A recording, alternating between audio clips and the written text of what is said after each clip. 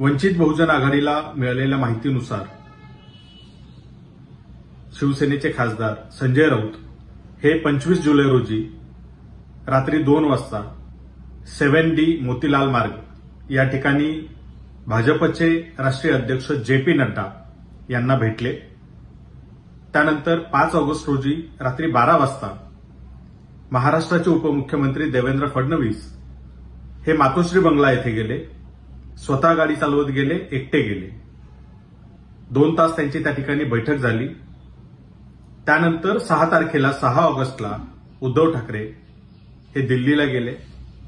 जाताना सोबत कोण कोण होतं आणि दिल्लीत जाऊन कुणाकुणाच्या भेटीगाठी झाल्या आणि काय ठरलं हे यांनी जनतेला सांगावं।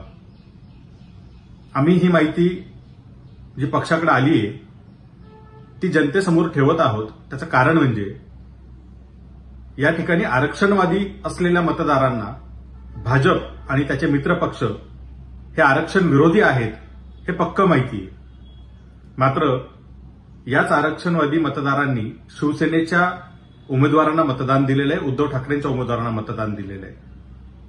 महाराष्ट्रात गेल्या 5 वर्षातील घडामोडी पाहता जर काही उलटसुलट राजकीय घडामोडी पुन्हा घडल्या तर महाराष्ट्रातल्या आरक्षणवादी जनतेचं, आरक्षणवादी मतदारांची फसवणूक होऊ नये यासाठी ही माहिती आम्ही जनतेसमोर ठेवत आहोत।